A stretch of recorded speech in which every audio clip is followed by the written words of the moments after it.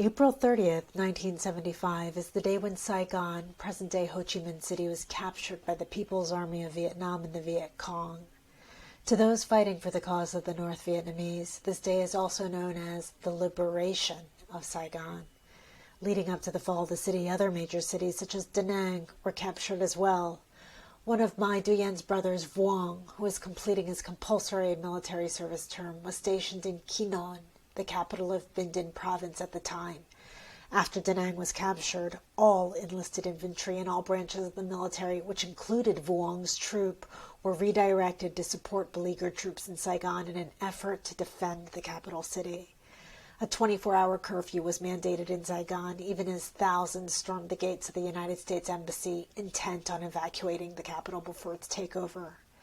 The day of the city's capture, I was at the hospital listening discreetly to radio and television broadcasts from reliable news sources such as Voice of America and the BBC to have an indication of the chaos that would soon be at my doorstep.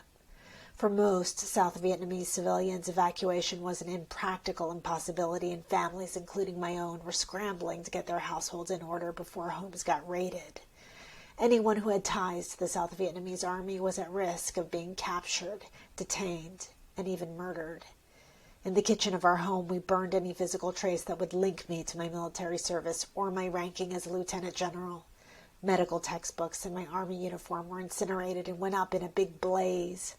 My mother-in-law, my children's grandmother, attended the bonfire with its plumes of gray smoke so that it would not burn the whole house down in a fiery inferno. Everyone had a job, and I took the bullets out of my 9mm pistol and handed it to my sons, Thi and Duong, assigning them the task of getting rid of the gun. They clambered up the steps of our home to the top deck, stepped onto our rooftop garden, and buried my gun at the bottom of a rectangular flower pot, which was 2 feet wide and 6 feet long, carefully concealing it under the soil. Looking over the balcony railing, my sons had a perch from which to see the pandemonium breaking out in the streets below as all hell broke loose. Those who got out of Saigon were very lucky. I remember seeing helicopters dotting the sky above the embassy building, which was within sight of our home. With over 70 choppers in the air that day, it was the biggest helicopter evacuation of a single city in history up to that point, as thousands of Americans, who were mostly civilian employees of the Department of Defense, withdrew from the city.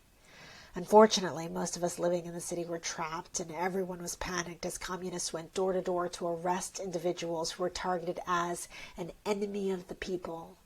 As a husband and a father, I was now a target because of my service as a military doctor with the ARVAN, the Army of the Republic of Vietnam.